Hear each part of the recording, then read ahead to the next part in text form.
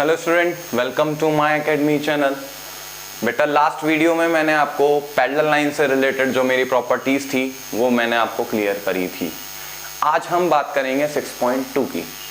तो 6.2 शुरू करने से पहले ही बोल रहा हूँ, अगर आपने वो वीडियोस नहीं देखी हैं तो वो वीडियो को पहले देखें, जाने समझें, देन उसके बाद क्या करेंगे, फिर इस वीडियो को देखें, देन आपको क्वेश्चन समझ में आएंगे। अगर आपने वो वीडियो नहीं देखी है और आप सीधा ये वीडियो देख रहे हैं तो लिटरली बोल रहा हूँ, बिल्कुल क्लियरली बोल रहा हूँ, शायद आपको ये क्वेश्चन समझ में ना आए। बिकॉज क्या, क्योंकि वो ये जो क्वेश्चन है मैंने बोला था उस वीडियो में कि ये उन प्रॉपर्टीज पर डिपेंड है। तो सबसे पहले आपको वो प्रॉपर्टीज को सोचना है, समझना है, कॉन्सेप्चुअल बेस क्लियर करना है, देन उसके बाद ये क्वेश्चन को समझना है। आगे चलते हैं बेटा। क्वेश्चन नंबर 1 6.2 का आप अपनी बुक्स में देख सकते हैं। वो कह रहा है find the value of x and y, find the value of x and y and show that AB parallel है CD के। पैरेलल नहीं दी है, ध्यान रखिएगा, पैरेलल नहीं दी। हमको x और y की वैल्यू भी निकालनी है और क्या करना है, हमें शो भी करना है। क्या शो करना है, AB पैरेलल है CD के। तो देखें सीधा सिंपल, हम पहले ये कर लेते हैं। हमको शो क्या करना है, शो करना है बेटा AB पैरेलल है CD के। ओके चलो अब प्रूफ देखते हैं इसका। सीधा देखें, x और y को क्लियर करने के लिए हमें दो प्रॉपर्टीज मैंने सबसे पहली वीडियो में आपको बताई थी। क्या, एक तो लीनियर पेयर और एक वर्टिकली ऑपोजिट एंगल्स। तो ध्यान रखिएगा, देखो ध्यान से देखो, दिख रहा है लीनियर पेयर, दिख रहा है ना, बिल्कुल सर दिख रहा है। देखना जरा, दिख रही है वर्टिकली ऑपोजिट, दिख रहा है ना, बिल्कुल दिख रहा है सर। तो x और y की वैल्यू की तो टेंशन हो गई खत्म। चलो करते हैं अकॉर्डिंग टू फिगर, सीधा लिख दीजिए। अकॉर्डिंग टू फिगर मेरे पास x बराबर आ जाएगा 50 के, x बराबर 50 क्यों आएगा, x plus 50 is equal to 180 by linear pair. यहां से देखेंगे कि x बराबर आ जाएगा 180 माइनस के 50, क्योंकि ये प्लस में तो इधर आकर माइनस में। अब x की वैल्यू क्या हो जाएगी, 130 डिग्री। ओके जी, क्लियर है बात, चलें आगे। चलो जी अब बात करते हैं y की। नाउ देखिए y बराबर सीधा बन रहा है 130 बाय वर्टिकली ऑपोजिट। अब देखना जरा, x और y की वैल्यू कुछ दिख रही है सर, दिख रही है। x की वैल्यू भी 130 है, y की वैल्यू भी 130 है। अब ये भी देखो बेटा 130 हो गया, ये भी 130 हो गया। और आपको मैंने थ्योरम्स भी बताई थी। क्या बताई थी, और अगर नहीं बताई हैं तो दोबारा सुन लीजिए। अगर किन्हीं दो लाइंस, इस कंडीशन में किन्हीं दो लाइंस को अगर एक ट्रांसवर्सल लाइन काट रही है और अगर उसके ऑल्टरनेट एंगल्स बराबर हैं तो वो लाइन पैरेलल होगी। बिल्कुल वाइस वर्सा वाला सीन है। अगर पैरेलल लाइंस हैं तो अल्टरनेट एंगल बराबर होंगे और अल्टरनेट एंगल बराबर हैं तो पैरेलल होंगी। तो देखना जरा अल्टरनेट एंगल्स हैं या नहीं है ना, क्रॉस कर रहा है, दोनों इंटीरियर हैं, क्लियर है बात। तो सीधा मेरा काम बन जाता है। अब देखो लिखना कैसे है कि therefore x is equal to, या इस तरीके से मत लिखो, इनको इक्वेशंस बना दो 1 और 2। तो therefore from equation 1 and 2 it is clear that the value of x and y are equal, and also x and y are alternate angles। है जी, क्लियर है बात, चलें आगे। जो मैंने बोला वही लिखा, मैंने कोई ज्यादा एक्स्ट्रा नहीं लिखा। प्रॉब्लम आती है बच्चे के साथ, सर ये जो आप स्टेटमेंट बताते हो ये नहीं बनती हमारे से, इंग्लिश नहीं आती हमें।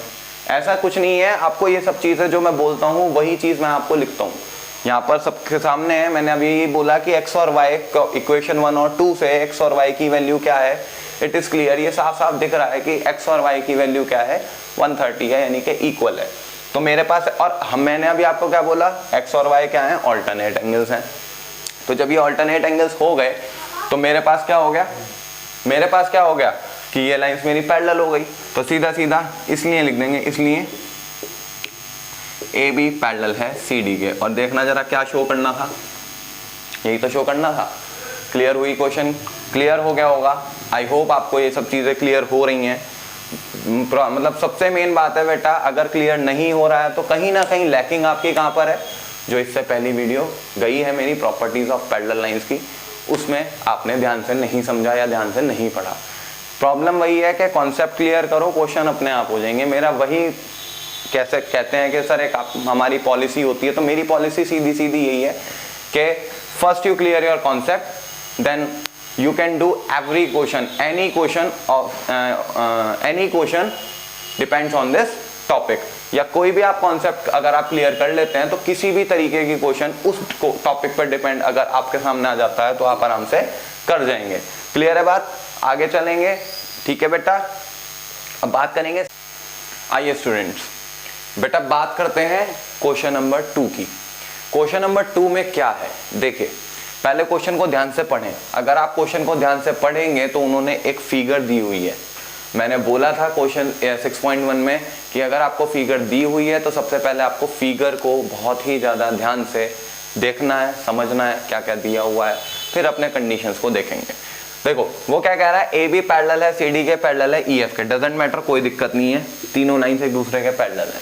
ओके जी, चलो अब बात करेंगे क्या कि वो ये कह रहा है कि y और z का रेशो, देखो y और z का रेशो क्या दिया हुआ है, 3:7। बिल्कुल है, सही है सर, हम मान गए बात। चलो हमको क्या निकालना है, निकालना है हमको x। देखो यहां पर अगर मैं देखता हूं कि CD पैरेलल है जब मेरी EF के, तो ये y और z एक अगर मैं देखो अलग से दिखा देता हूं आपको, ये मेरी 2CD और ये मेरी CD हो गई, ये मेरी EF हो गई बेटा। ये ट्रांसवर्सल लाइन जा रही है, ये मेरा Y हो गया और ये मेरा Z हो गया। ठीक है जी, कुछ दिख रहा है सर? दिख रहा है सर, ऑल्टरनेट एंगल्स हैं बट आपके अकॉर्डिंग, मेरे अकॉर्डिंग नहीं, आपके अकॉर्डिंग। मुझे एक बात बताना जरा, ऑल्टरनेट इंटीरियर लगाओगे या ऑल्टरनेट एक्सटीरियर लगाओगे? क्योंकि सर एक तो इंटीरियर है एक एक्सटीरियर है क्या? कुछ नहीं है ना। तो सर एक ना तो इंटीरियर बनेगा और ना ही एक्सटीरियर बनेगा, छोड़ दो। अब बात करते हैं x और z में कुछ कंडीशन आ रही है क्या। तो देखो अगर मैं बात करता हूं यहां पर आपकी क्या कि अगर ए बी पैरेलल है बेटा जी ई एफ के, ये और देखो ये, ठीक है, तो यहां पर ये बन गया x और ये बन गया मेरा z।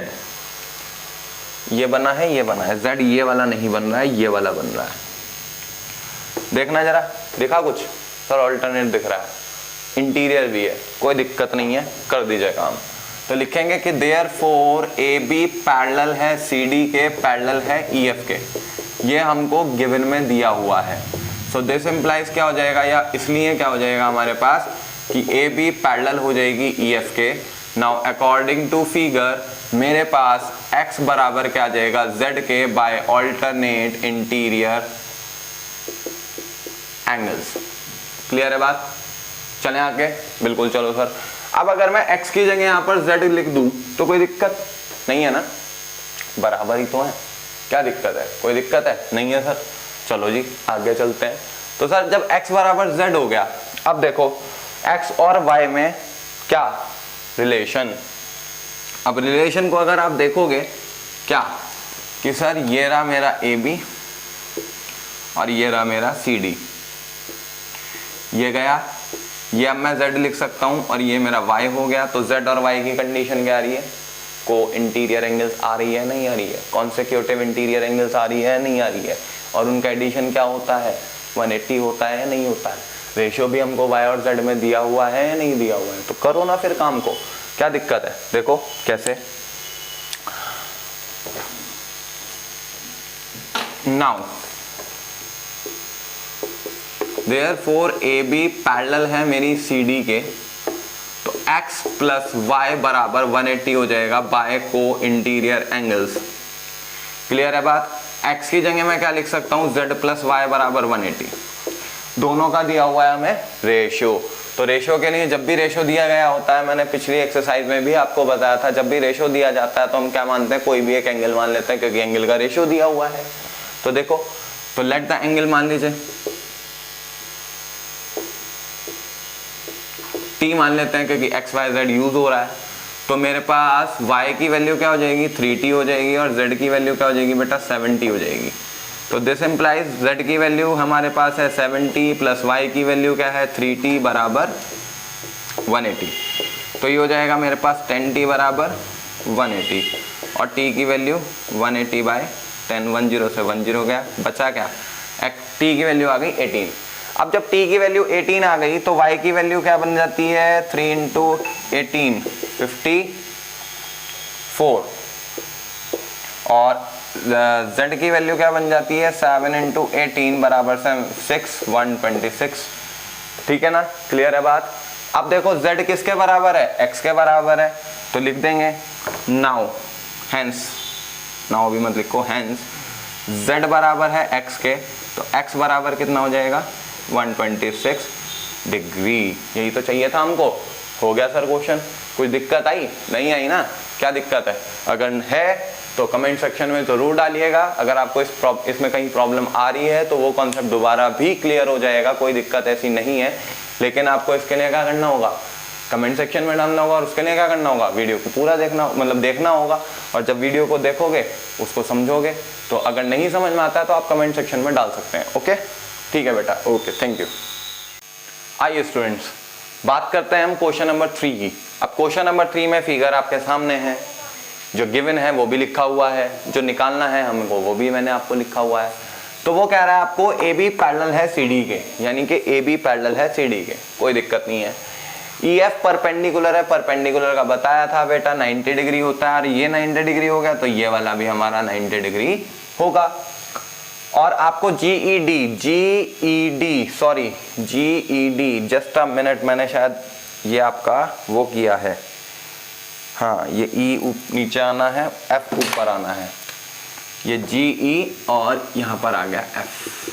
ये GED आपको दिया हुआ है 126 डिग्री, कोई दिक्कत नहीं है सर। निकालना क्या है, देखो AGE एंगल 1, GED एंगल 2 सिर्फ ये वाला, और FGE ये वाला। मैंने आपको नेमिंग कर दी 1 2 3, क्योंकि नेमिंग में आसानी पड़ती है, 1 2 3 से आसान पड़ता है ये क्वेश्चन। अगर आप इन नंबर्स में या नेमिंग में मतलब अगर फंस जाते हैं तो बच्चे को यही याद नहीं रहता मुझे निकालना क्या है। तो मैंने आपको 1 2 3 यहाँ पर क्लियर कर दिया है। अब देखो सिंपल है क्वेश्चन, आप क्वेश्चन में कुछ नहीं है, अपने कॉन्सेप्ट को दिमाग में रखो और कॉन्सेप्ट के क्वेश्चंस को जो प्रॉपर्टीज हैं वो लगाते चले जाओ। ये रहा देखो, ये मेरा G हो गया, ये मेरा E हो गया, ये मेरा D हो गया, ये वाला एंगल इसके बराबर आ जाएगा, ऑल्टरनेट इंटीरियर। तो बात करते हैं कि देयरफॉर AB पैरेलल है मेरी CD के, AB पैरेलल है CD के, तो मेरे पास क्या हो जाएगा कि angle GED is equal to angle 1 by alternate interior angles. Clear हो गई बात, चले आगे। तो एंगल 1 की वैल्यू क्या हो जाती है, 126 बराबर एंगल 1। ओके जी, चलें, चलो सर, बिल्कुल चलो आगे चलते हैं। अब बात करते हैं, देखो सिर्फ इस एंगल पर ध्यान दो, इस वाले एंगल पर। ये मेरा क्या है 90 है, और ये पूरा क्या है मेरा 126 है। तो सर 126 में से अगर मैं 90 माइनस कर दूं तो मेरे पास क्या बचेगा, एंगल 2 बचेगा, बिल्कुल। तो अकॉर्डिंग टू फिगर एंगल क्या बन रहा है मेरा, GED किस किस के बराबर है सर, एक तो angle 2 plus angle FCD, FED के। और अगर मैं यहाँ पर वैल्यूज रखता हूँ तो 126 बराबर एंगल 2 प्लस 90 डिग्री। यहाँ से एंगल 2 की वैल्यू क्या आ जाती है बेटा, 126 माइनस के 90, तो एंगल 2 कितना आ जाता है 36 डिग्री। दूसरा भी आ गया सर। बात करते हैं थर्ड की। ये मेरा देखना जरा 126 है, यहाँ पर कुछ दिख रहा है क्या, बिल्कुल दिख रहा है सर, लीनियर पेयर दिख रहा है। तो लीनियर पेयर है तो लगा दीजिए ना। तो ऑल्सो एंगल 1 प्लस एंगल 3 बराबर 180 डिग्री बाय लीनियर पेयर, और एंगल 1 क्या है 126 है, ठीक है, प्लस एंगल 3 बराबर 180 डिग्री, एंगल 3 कितना हो गया 180 माइनस के 126, ये कितना हो गया 54, देखना जरा 126 430 और 54 डिग्री। क्लियर है बात? चले आगे। तो यहाँ पर हमारे पास क्या हो गया, तीनों एंगल्स हमारे आ गए, ठीक है जी, यही तो मांग रहा था वो। बहुत इजी क्वेश्चन है बेटा, करने आपको ही है, कोई दिक्कत नहीं है। देखो जिस तरीके से मैंने समझाया उस तरीके से, मैं ये नहीं कह रहा हूँ इसी तरीके से करें, अगर आपको कोई और नया तरीका भी आता है, लेकिन ध्यान रखिएगा कॉन्सेप्ट सही होना चाहिए। ऐसा नहीं है कि ऑल्टरनेट की जगह मतलब हमारे कॉरस्पॉन्डिंग लगा रहे हैं, कॉरस्पॉन्डिंग की जगह कॉन्सिक्यूटिव लगा रहे हैं, कॉन्सिक्यूटिव की जगह लीनियर पेयर लगा रहे हैं। तो भाई मैं क्या, कोई भी टीचर नंबर आपको नहीं देगा। फिर मत कहिएगा कि सर हमने तो आपकी वीडियो देखी थी और आपने मतलब किसी ने भी नंबर हमको नहीं दिए। तो बेटा सबसे पहले कॉन्सेप्ट क्लियर करें, देन उसके बाद हमारे अपने जो मैंने आपको क्वेश्चंस दिए कराए हैं इसको देखें, इस तरीके के क्वेश्चंस करें। आरएस और आरडी में भरपूर क्वेश्चन है इस तरीके के, तो ध्यान रखिएगा, एक बार देखने से नहीं होगा, बार बार देख लीजिए अगर नहीं समझ में आ रही है। दूसरी चीज क्या है कि इस तरीके के क्वेश्चंस को अगर आप दूसरे बुक से भी करते हैं और प्रॉब्लम्स आती हैं तो कोई दिक्कत नहीं है, आप हमको कमेंट सेक्शन में दे सकते हैं। और कमेंट सेक्शन में जब आप देंगे, जरूरी नहीं, कोई दिक्कत नहीं है, आरएस का आप एक्सरसाइज ना मतलब चाहे आप क्लिप करके भेज दीजिए, फोटो भेज दीजिए, इमेज भेज दीजिए या क्वेश्चन लिख कर भेज दीजिए, किसी भी तरीके का आपका फॉर्म होगा, चाहे वो आपकी इमेज हो चाहे वो आपका टेक्स्ट हो, मैं मतलब कमेंट सेक्शन में ये चीज़ आपको करनी होगी, ठीक है।